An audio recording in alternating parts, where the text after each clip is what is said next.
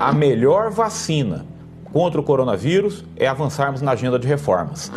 Quando você proíbe jogo de futebol, entre outras coisas, você está partindo para o histerismo, no meu entender. O coronavírus, na dimensão econômica, ele não teria a capacidade de derrubar muito a taxa de crescimento do Brasil. O Brasil pode perfeitamente crescer 2%, 2,5%, como o mundo descendo. Ministro, aí Esse é o Entretanto. O podcast que vai te ajudar a navegar entre o economês e o juridiquês. Eu sou a Laura Carvalho, professora de Economia da USP. E eu sou Renan Quinalha, professor de Direito da Unifesp.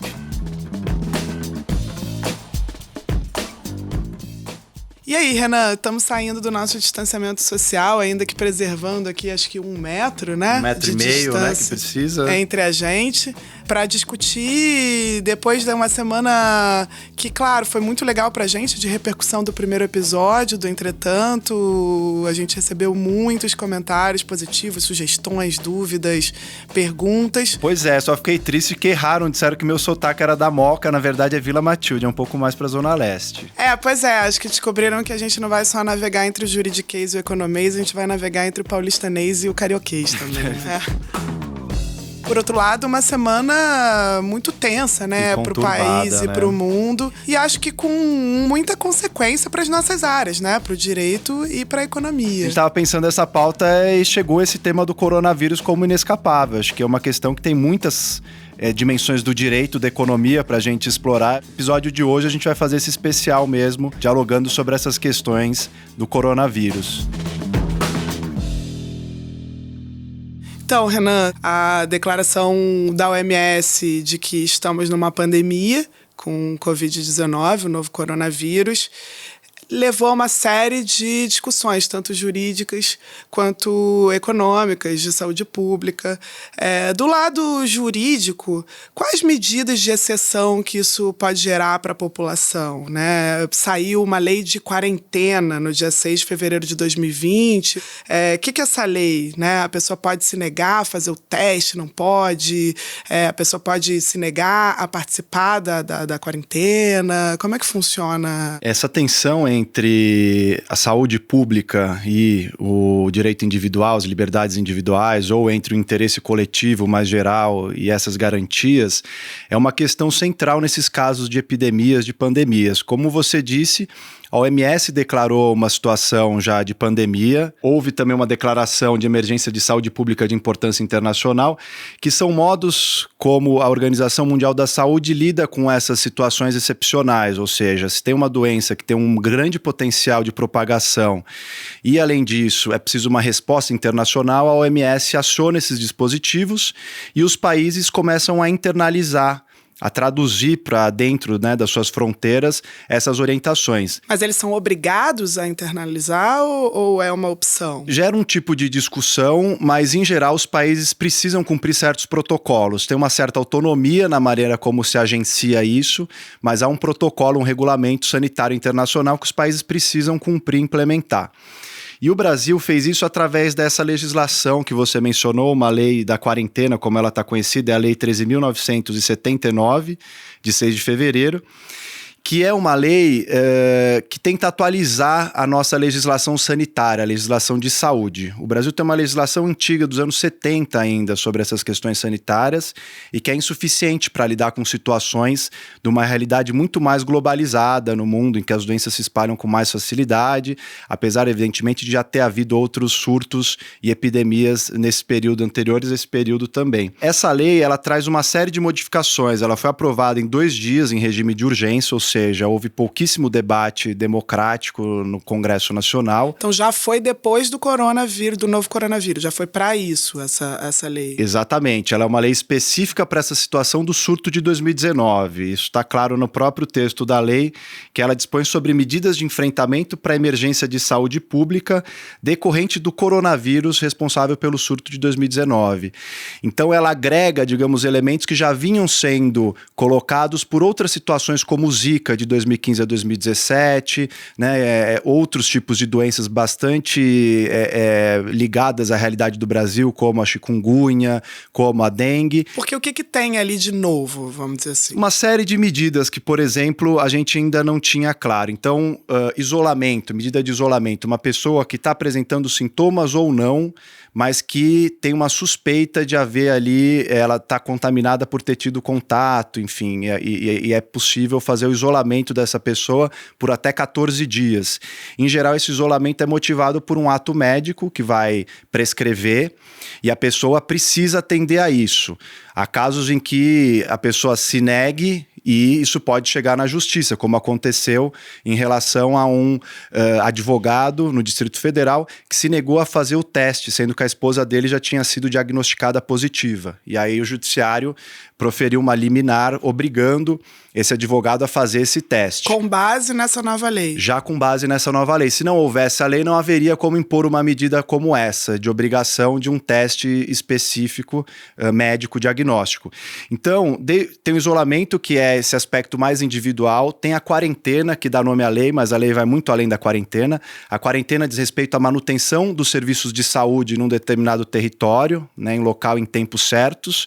Então, uma ideia de tentar, com a quarentena, você impede circulação, suspende certos serviços, tira da normalidade ali a vida naquele lugar, e aí você consegue preservar a manutenção dos serviços de saúde, não é uma sobrecarga que colapsa o sistema de saúde.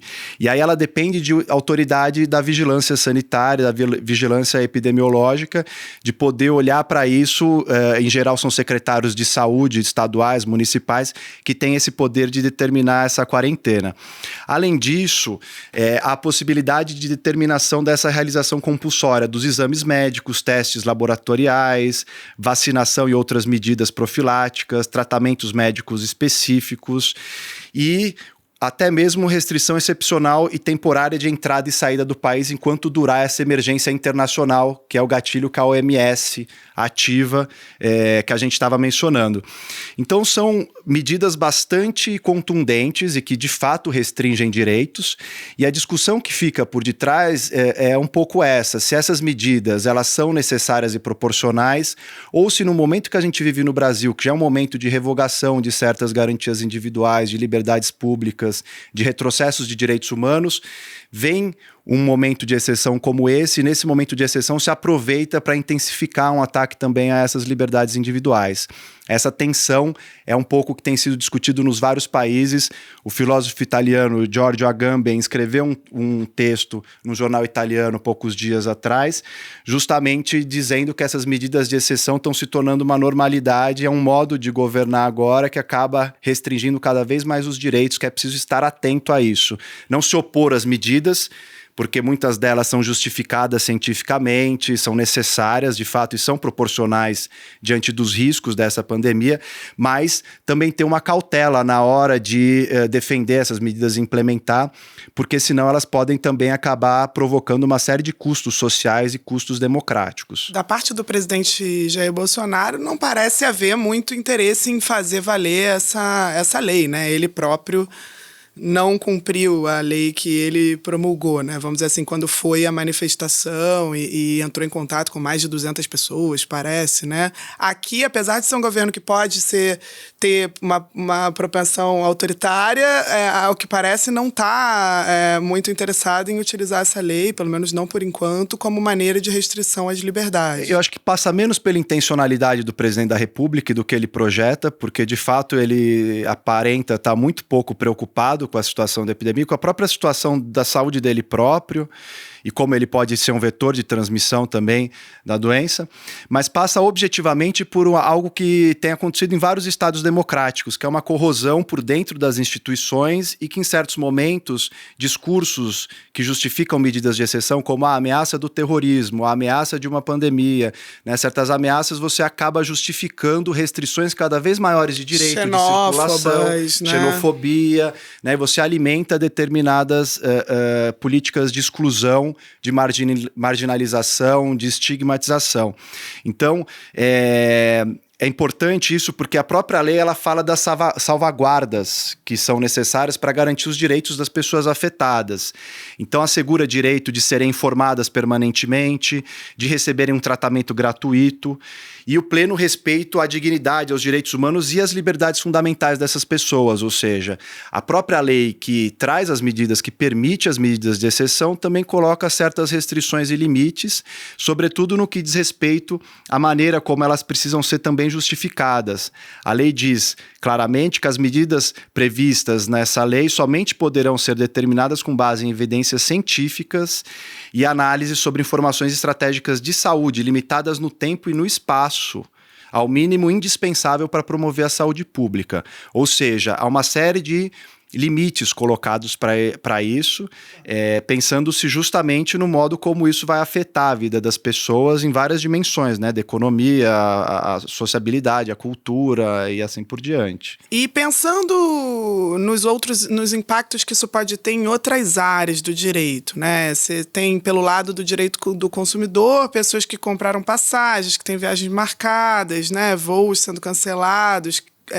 Como é que o consumidor age diante dessas medidas? O que está garantido em lei? Essa lei específica da quarentena, ela é uma lei que trata basicamente desses aspectos epidemiológicos e sanitários, de saúde mesmo, do tratamento individual, do modo como tem que acontecer, da pessoa que é posta em isolamento assina um termo livre e consentido, né? Então, trata mais desses aspectos envolvendo a questão do tratamento em si, do diagnóstico.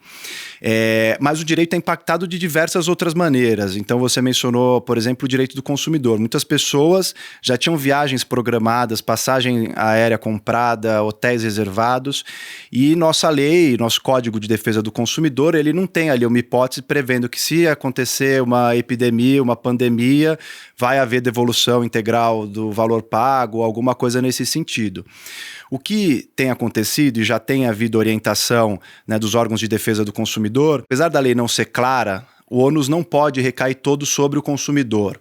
Ou seja, a empresa, quando ela vai ao mercado e ela oferta esses serviços, ela assume um risco da atividade econômica, inclusive nessas hipóteses de força maior, que não depende também do fornecedor, não é uma culpa da empresa que vendeu a passagem aérea. Será que nessa hora não é o governo que tem que assumir esse custo de algum jeito, né? Porque se a culpa não é nem da empresa e nem do consumidor. Sem dúvida, esse é um debate importante de se pensar quem deve agora, né, entrar no circuito para assumir essa responsabilidade, e o Estado seria esse ente que poderia de alguma maneira tornar mais equânime a distribuição desse prejuízo. Mas fato é que, do ponto de vista do consumidor, por ser o hipossuficiente, a parte mais frágil da relação de consumo... Peraí, explica melhor aí. Hipossuficiente, o que é? É a expressão que se utiliza no direito para falar da parte mais fraca de uma relação. Então, entre o fornecedor e o consumidor, em geral, o consumidor ele é a parte mais frágil da relação com essa empresa da qual ele compra um serviço ou um produto. Então, o consumidor pode tentar uma negociação direta com a empresa, e essa é a medida mais interessante de início, tentar adiar a viagem para outro momento, né, reprogramar. É óbvio que ninguém sabe ainda quanto tempo vai durar, até onde vai isso, mas essa é uma medida possível de não reaver o dinheiro, mas de remarcar. Ou então pedir sim o reembolso dos valores pagos. Aí vai ter uma discussão se a empresa pode reter alguma parcela de taxa de administração, de custos aí decorrentes. Como eu disse, a lei não é clara nesses aspectos. Em relação a outros momentos, essas discussões surgiram quando teve vazamento de óleo no Nordeste, muitas pessoas com viagem também programada. Houve um pouco esse debate, então tem precedentes do Tribunal de Justiça de vários estados, do STJ, nesse sentido de que a empresa não pode ficar com dinheiro, como se a pessoa pagou pela passagem, pelo serviço, e ela não quis usar o serviço, porque não é que ela não quis usar por uma opção livre dela, são condições, né? Vários desses países estão em estado de emergência também. Então, pode reaver sim esse valor, mas talvez as empresas possam, entendimento em geral, que as empresas possam reter uma pequena parcela disso a título de taxa de administração de custo, mas tudo isso ainda é possível de ser negociado, os PROCONs têm agido também, recebido essas reclamações, então vale a pena tentar uma negociação direta com essas empresas, não conseguindo, aí sim recorrer a esses órgãos de defesa do consumidor, até o próprio judiciário, se houver uma dificuldade de chegar num termo comum em relação a isso. E o direito trabalhista? Do ponto de vista do direito trabalhista, da mesma maneira, não há uma previsão muito clara na CLT, que é lá dos anos 40, a consolidação das leis do trabalho, não há uma previsão clara sobre essas situações de riscos epidêmicos, de pandemias. O que acontece são as hipóteses que nós já temos, ou seja, tem uma orientação clara da autoridade sanitária, que é justamente não reunir as pessoas e tentar ao máximo, né, não provocar aglomerações. Então, muitas empresas podem aproveitar esse momento, que em geral é um momento de queda da produção e também do consumo, dando férias coletivas. Isso está previsto já na CLT, dá férias para todos os trabalhadores. Mas elas podem demitir as pessoas num caso desse? A princípio, as empresas podem fazer demissão porque nosso modelo não restringe isso. Então, a empresa demite e indeniza. Mas não por justa causa. Não por justa causa. Seria uma dispensa imotivada, como se diz, sem justa causa, e aí a pessoa recebe a indenização correspondente. Isso pode acontecer. Mas o que mais tem acontecido nesse campo é realmente o teletrabalho. Na CLT foi introduzido em 2017, e muitas empresas têm adotado isso. Agora, com essas novas tecnologias, esses dispositivos de informática, você consegue fazer com que a pessoa, o trabalhador da casa dela, faça suas atividades sem nenhum prejuízo, muitas vezes. E aí, como você limita o número de horas que a pessoa trabalha, né, se recebe ou não hora extra, se a pessoa está um pouco ali disponível por esse teletrabalho o dia inteiro para a empresa, né? O que a legislação trabalhista exige é que, para ter esse regime do teletrabalho, precisa ter um contrato feito pelas duas partes, entre o empregador e o empregado, estabelecendo essas condições, dizendo qual vai ser o horário, quais os meios de controle para isso, se a pessoa faz um login na rede da empresa desde a sua casa e depois tem que fazer um logout dentro da sua jornada. Mas e se é tudo meio improvisado? Porque o que a gente está vendo é empresas que já têm um contrato com seus empregados de uma hora para outra passando a funcionar em regime de teletrabalho, né? Então, Exato. Não parece que está muito estabelecido. Sim, aí, o ideal é fazer um aditivo contratual, estabelecendo esse regime do teletrabalho com as condições específicas, inclusive prevendo a divisão desses custos operacionais, porque em geral quem paga a internet, a luz em casa é o próprio empregado, e você está onerando o empregado para ele ficar trabalhando na sua própria residência. Então, isso também, a CLT prevê essa possibilidade de uma divisão de custos em relação a esses gastos que o empregado tem ali para manter a sua própria atividade profissional. Então, talvez essa formalização fique ainda pendente. Mas o importante é que passe por um tipo de negociação. Não precisa ser um termo aditivo escrito exato, mas uma conversa, um e-mail, em que se estabeleçam essas divisões e essas maneiras de controle para que esse regime de teletrabalho seja de fato favorável para a empresa, para o empregado e, sobretudo, para a sociedade, por uma questão de saúde pública mesmo. É importante lembrar que a própria lei da quarentena, ela estabelece que esse período de isolamento, ele é visto como uma falta justificada no trabalho.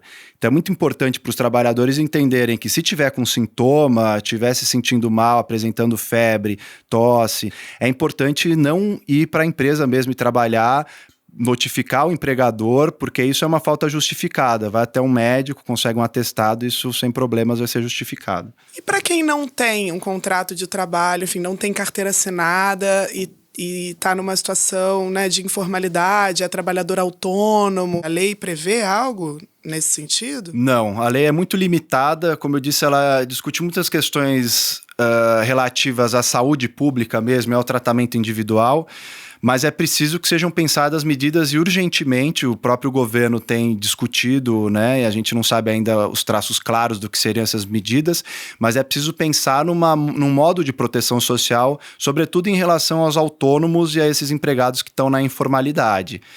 São trabalhadores que estão na informalidade, que hoje representam boa parte da população economicamente ativa, né, do mercado de trabalho no Brasil. Então isso tem um impacto muito grande, porque essas pessoas, se param de circular e de trabalhar, não conseguem, né, ganhar nenhum tipo de rendimento. Renan, e essa aparição do presidente Jair Bolsonaro nas manifestações pelo fechamento do Congresso nesse domingo, dia 15, né? Você vê muitas pessoas, tanto da área de saúde, quanto o próprio presidente da Câmara, Rodrigo Maia, reagindo, né? E pensando no nosso primeiro episódio do podcast, a gente estava discutindo o que é crime de responsabilidade, inclusive considerando que já havia uma série de crimes cometidos pelo presidente que poderiam dar o lastro jurídico para um processo de impeachment. Você acha que esse novo episódio acrescenta aos anteriores, cria um fato mais grave? Sem dúvida, tem novos elementos. O presidente participa do ato agora, né? Tinha uma discussão sobre ele ter convocado, ter repercutido a convocatória. Agora ele participou e a natureza do ato estava clara, era um ato que pedia de fato fechamento dos outros poderes. Então, quem não ouviu o primeiro episódio, vale a pena do nosso podcast lá dar uma olhada, que a gente explora isso, mas tem elementos novos que dizem respeito à questão específica do coronavírus e dessa epidemia, ou seja, o presidente teve contato com 12 pessoas que estavam na sua comitiva e que já estão diagnosticadas como positivas, então são pessoas que podem ter transmitido para o presidente, por isso foi determinado pelo médico dele o isolamento, que é uma medida prevista na lei de quarentena e que ele próprio está desobedecendo, lei que ele sanciona, que ele assina. Então isso pode configurar tanto um crime comum, previsto no 268 do Código Penal, infringir determinação do poder público destinada a impedir introdução ou propagação de doença contagiosa, quanto pode configurar também, pela lei de impeachment, um crime de responsabilidade, porque o mesmo ato pode ser tanto um crime comum como um crime político previsto na lei de impeachment, que poderia ser permitir de forma expressa ou tácita a infração de lei federal de ordem pública, porque a gente está falando de medida sanitária, de cumprimento obrigatório. Então o próprio presidente ele não só dá um mau exemplo, mas ao fazer isso tem implicações jurídicas sérias que podem ser agregadas num pedido de impeachment em relação ao presidente Jair Bolsonaro. Ele deu uma entrevista depois também, né, para a CNN Brasil, em que ele também de alguma maneira minimiza a necessidade de isolamento, a pandemia. Sem dúvida, ele chama de histeria o que está sendo vivido, sendo que a OMS, que é a Autoridade Global de Saúde Pública, está dizendo que isso é muito perigoso e adotando uma série de medidas, todos os países em estado de emergência da Europa, Estados Unidos, também na Ásia. Então, eu acho que é uma situação muito crítica e acho que a postura do presidente, que já vem de uma tradição de crítica ao globalismo, né, desqualificando essas instituições internacionais, de desprestígio da ciência, dos institutos de pesquisa, de ataque às universidades. Eu acho que tudo isso mostra o equívoco dessas posições e como essas posições contaminam negativamente o debate público, porque a gente está tentando, né, e há todo um esforço por parte, inclusive, do ministro da Saúde, de autoridades do governo, de conscientizar as pessoas dos riscos e o próprio presidente da República age de maneira irresponsável. Então isso pode sim ter essas implicações jurídicas. Então vamos agora no próximo bloco falar dos impactos econômicos dessa pandemia, né, que também parecem ser bastante substantivos.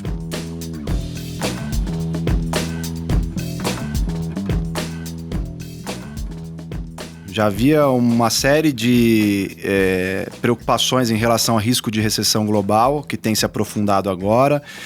Os bancos centrais têm tentado tomar medidas em vários dos países, uma série de pacotes têm sido pensados anticíclicos, inclusive, para conseguir minimizar os efeitos. Mas o Paulo Guedes aqui no Brasil ainda está numa linha de insistir no papel das reformas, de que é preciso manter a normalidade, que o Congresso precisa discutir logo as reformas para passar, que isso vai garantir um certo descolamento do Brasil em relação a essa crise global. Você acha que o Brasil está nesse estágio de segurança em relação ao que está acontecendo no resto do mundo? Não, de jeito nenhum. Acho que para além dos efeitos da recessão global, que ao que parece, e considerando os últimos indicadores da China, né, de queda de produção de fábricas, queda brutal dos investimentos, etc., parece que vai mesmo chegar no mundo, para além desses efeitos que a gente nunca não atravessou aqui no Brasil. A gente também já está com uma situação na economia brasileira de muito mais fragilidade em relação, por exemplo, ao que tínhamos em 2008, 2009, ou mesmo em 2015, quando também teve uma queda do preço de petróleo bastante significativa, né? Por que isso? Se a gente pensar, 2008 e 2009 era um período em que o mercado interno estava em expansão, a gente estava com um grande plano de investimentos públicos em infraestrutura, né? O PAC, tinha todo um conjunto de elementos que já estavam lá, vamos dizer, engatilhados e que bastou mantê-los para que a gente saísse da recessão. A gente teve uma recessão mesmo assim, mas a gente saiu dela com relativa rapidez em relação a outros países, né? Se a gente olhar agora, qual que é o quadro? O quadro é de uma estagnação, o quadro é de decepção e já uma frustração com os números, ou seja, empresas que já não desejam investir porque já não têm muita expectativa favorável, e aí, em meio a esse quadro, né, famílias endividadas, etc., e o governo um pouco já numa situação de corte de recursos e tal, a gente pega um choque desse nível, né, dessa magnitude vindo do resto do mundo. Então, não só não estamos descolados, como é possível que essa crise tenha efeitos maiores do que essas crises anteriores. E pode levar a uma recessão mesmo do Brasil, transformar esse crescimento inexpressivo, pequeno, em uma recessão. Pode, eu acho que certamente corremos o risco de uma recessão, pelo menos em 1 ou 2 trimestres ainda nesse ano de 2020, ou seja, uma queda do PIB. Mas é claro que o tamanho dessa queda e o quanto nós vamos demorar, inclusive, para voltar para uma recuperação que já era lenta, né? Depende das medidas do governo. Então, como você disse, vários países do mundo estão fazendo grandes pacotes, não só fiscais, o que é isso? Pacotes de gasto público, né, ou de redução de impostos, etc., de volume muito significativo, aliás, muito comparável ao da crise de 2008 e 2009, como também pacotes de expansão monetária, ou seja, bancos centrais que estão injetando liquidez, comprando títulos públicos, facilitando, de alguma maneira, o sistema bancário a continuar ofertando empréstimos, etc., para não paralisar essas economias.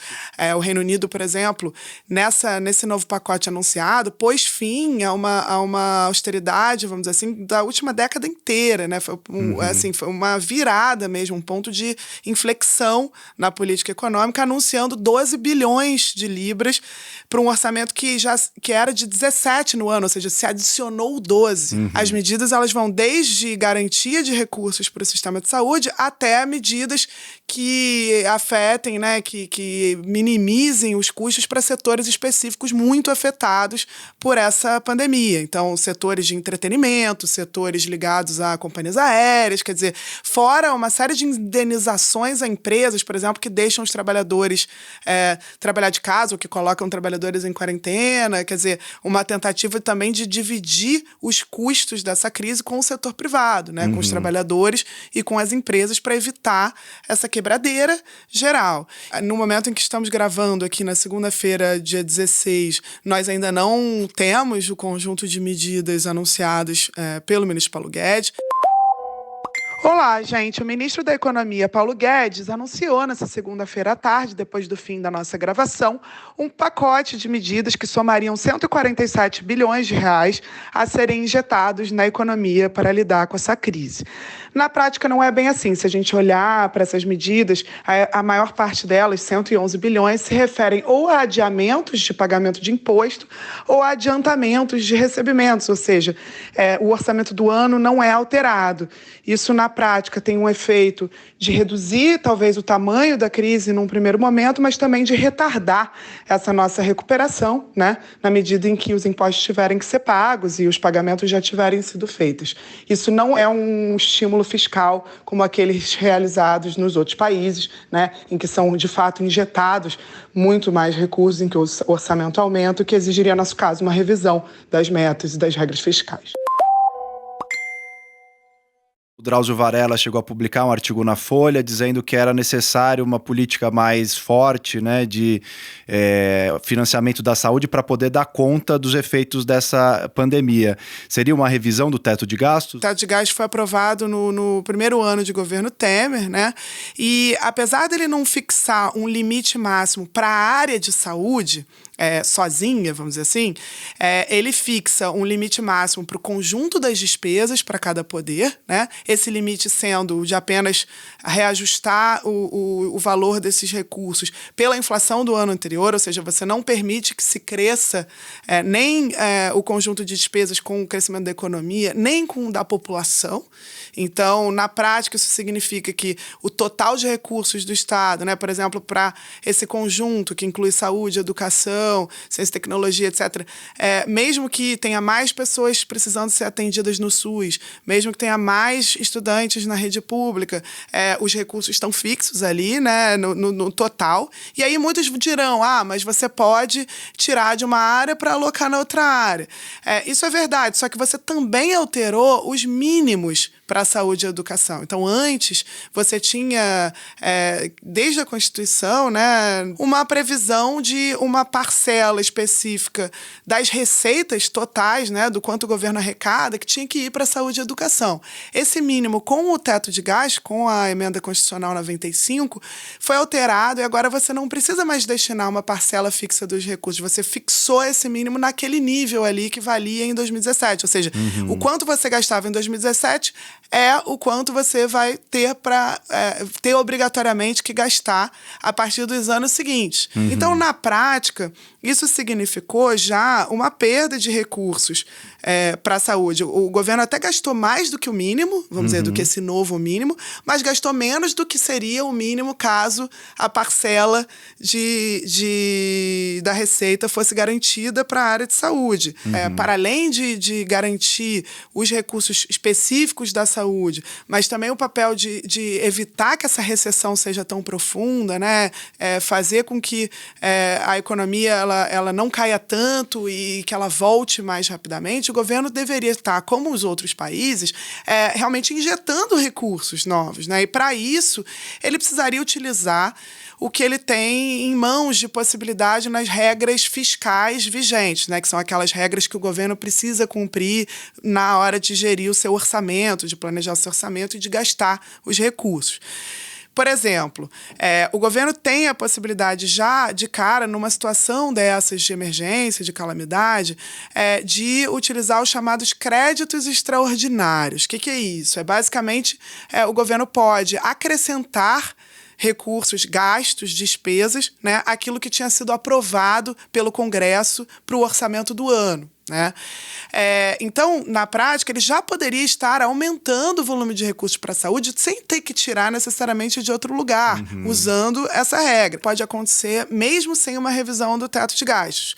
Ela, inclusive, viria mais rapidamente, né? Considerando a urgência na situação e o fato de que, para rever o teto de gastos, você precisa de 3/5 do Congresso, ela seria uma medida mais de curto prazo. Esses créditos, eles podem envolver recursos não só para a área da saúde diretamente, mas também até, por exemplo, para resolver a situação do Bolsa Família e outras medidas de proteção social que poderiam ajudar os mais vulneráveis a arcar com os custos dessa crise. Agora, o Brasil, na verdade, tem um sistema bastante complexo de regras fiscais, né? Então, para além do teto de gastos, a gente também tem que satisfazer a meta de resultado primário e a regra de ouro. São outras duas regras. A meta de resultado primário, ela é aquela que o governo envia ao Congresso e que dá o quanto que o governo vai poder gastar em relação ao quanto que o que ele projeta que ele vai arrecadar.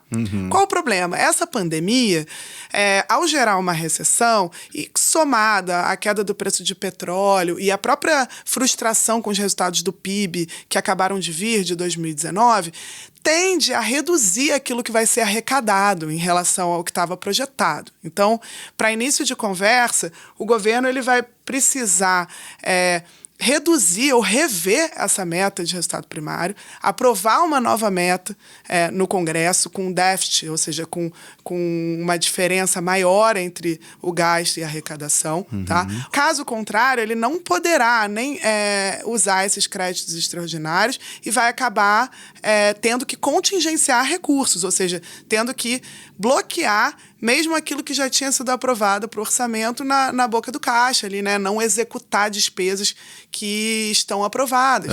E sim, essa regra de ouro que você mencionou. A regra de ouro é a regra que impede que o governo gaste, vamos dizer, emita dívida nova para suas despesas que a gente chama de correntes, ou seja, para aquilo que não é investimento, para aquilo que não que não constrói novos ativos, ou seja, excluindo pagamento de funcionário, por exemplo. De funcionário, consumo, né, transferências na forma de aposentadorias, né, para aquilo que não, vamos dizer, que não constitui um investimento que gera retorno depois.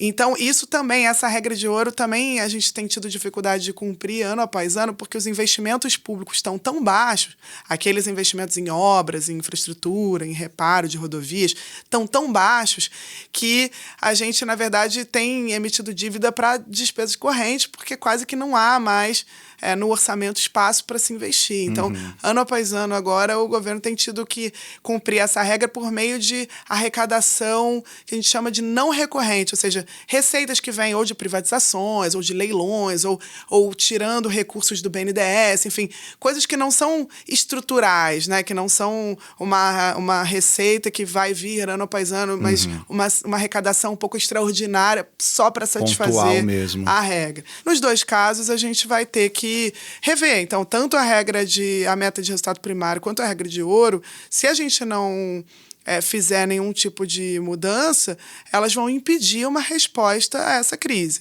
E aí tem que pensar, sim, em rever o teto de gastos, porque essa crise não parece que vai durar muito pouco, quer dizer, estamos diante de um quadro de recessão iminente e, para além disso, já estávamos diante de um quadro de estagnação, né? Não estamos com uma economia como a de 2008, 2009, com o dinamismo do mercado interno, em que essa recuperação virá rapidamente e as famílias vão voltar a consumir, as empresas vão voltar a investir. Está num quadro que já era de muita indefinição, né, e de muita, enfim, de pouca expectativa de melhora. Então, para além das respostas de curto prazo, que ataquem diretamente, vamos dizer, as consequências mais diretas dessa crise, a gente já precisaria de uma atuação maior do Estado como motor de crescimento econômico.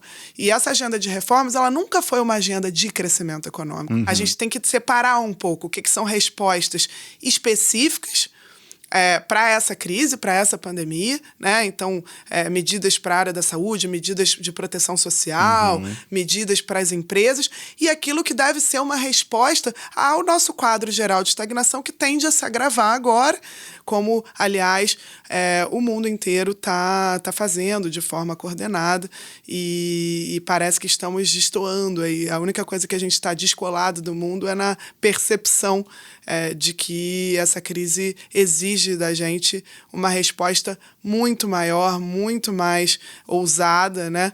E com isso pode ser que a gente sofra até mais os efeitos dessa pandemia do que outros países.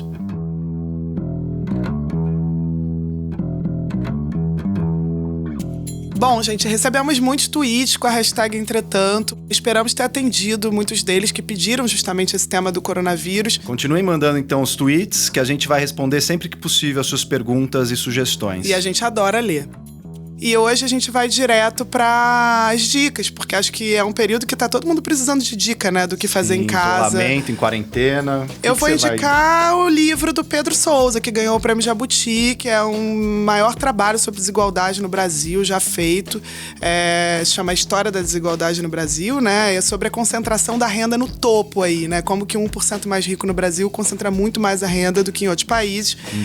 E acho que é um tema que é importante agora, porque a gente vai ver esse impacto da pandemia, da epidemia, né, dessa crise que se aproxima também, essa recessão, muito diferente para aqueles que estão no topo e para aqueles que estão no resto da pirâmide brasileira. Sem dúvida. E eu vou numa coisa mais leve, que já aproveitei o começo da quarentena, os primeiros dias para maratonar, a série britânica Fleabag. Não é uma grande novidade, mas acho... Tá meio atrasado aí, hein, Renan? Pois é, mas antes tarde do que nunca. E fica essa dica aí da Fleabag, que é uma série incrível e realmente vai tornar mais leve esse momento também pra gente passar logo por essa epidemia.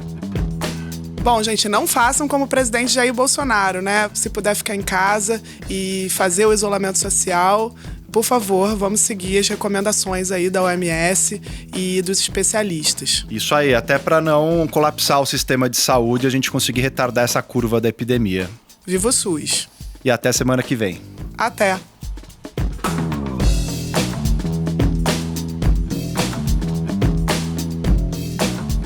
O Entretanto é uma produção da Mira Filmes, com direção do Bruno Orovics, edição da Júlia Leite, do Bruno Orovics, e produção do Gustavo Rosa de Moura e da Marina Persson.